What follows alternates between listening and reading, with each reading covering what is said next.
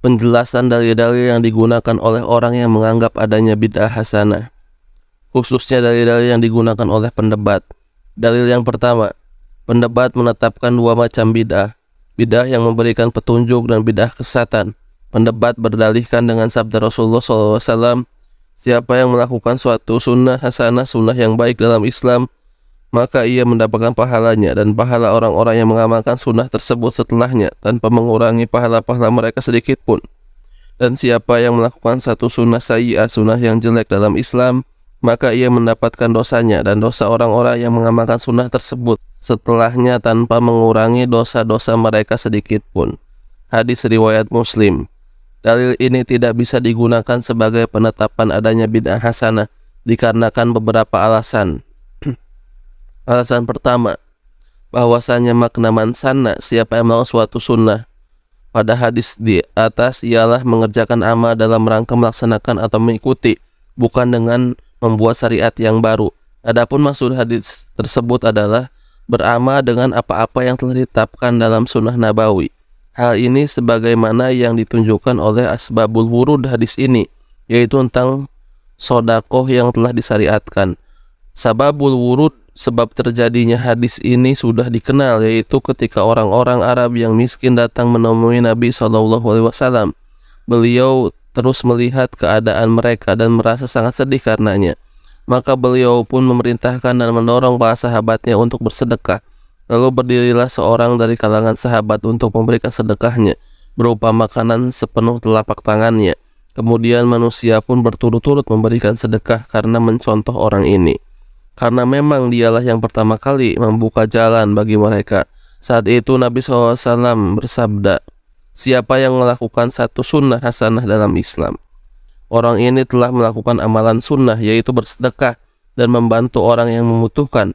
Sedangkan sedekah diperintahkan dalam Alkitab dan sunnah, maka sedekah merupakan sunnah hasanah, bukan bid'ah. Siapa yang menghidupkan, mengamalkan dan menerangkannya pada manusia hingga mereka pun mengamalkan dan mencontohkannya dalam melakukan amalan sunnah tersebut, orang itu mendapatkan pahala semisal pahala mereka. Dahirotut tabdi wa tafsik wa tafkir wa dawabituha, halaman 42, 47 sampai 48.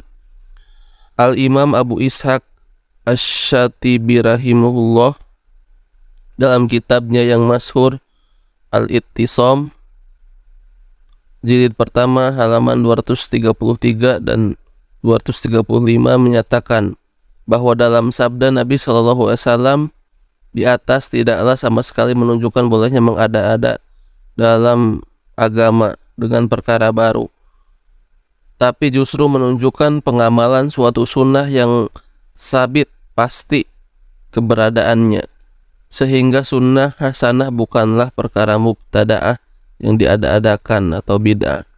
Al-Imam An-Nawawi rahimahullah berkata ketika menjelaskan hadis yang agung ini, dalam hadis ini ada dorongan untuk mengawali melakukan amalan-amalan kebaikan dan mengerjakan sunnah-sunnah hasanah, menghidupkan perkara kebaikan yang telah ditinggalkan oleh orang-orang dan menghidupkan sunnah yang telah mati. Dan dalam hadis ini juga terdapat peringatan untuk tidak melakukan perkara kebatilan dan kejelekan. Beliau rahimahullah juga mengatakan bahwa hadis ini menunjukkan keutamaan yang besar bagi orang yang memulai melakukan satu amalan kebaikan dan menjadi pembuka pintu amalan ihsan kebaikan bagi yang lainnya.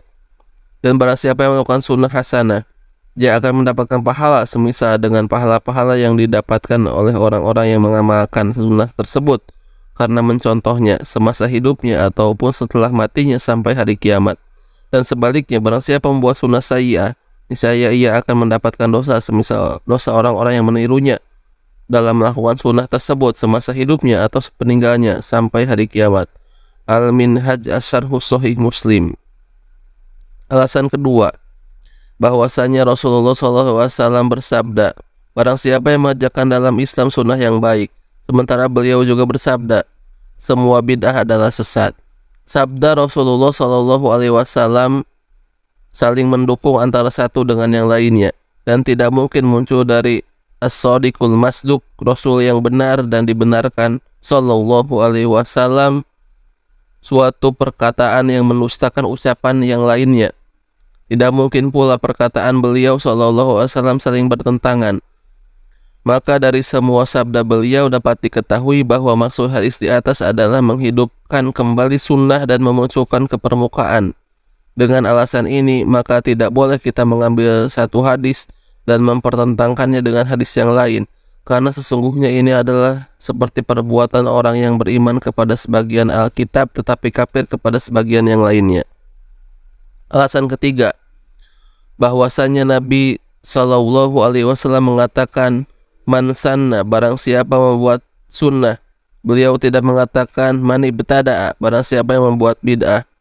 Juga mengatakan fil Islam, dalam Islam, sedangkan bid'ah bukan dari ajaran Islam. Beliau juga mengatakan hasanah, yang baik. Dan perbuatan bid'ah itu bukanlah sesuatu yang baik. Tidak ada persamaan antara sunnah dengan bid'ah, karena sunnah itu adalah jalan yang diikuti, sedangkan bid'ah adalah perkara baru yang diada-adakan di dalam agama ini.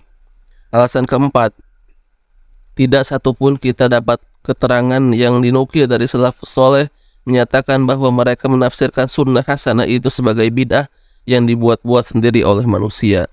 Wallahu a'lam. Semoga apa yang telah kita saksikan tadi meneguhkan hati kita untuk terus berjalan di atas manhaj salafus soleh atau manhajnya para sahabat radhiyallahu anhum ajmain.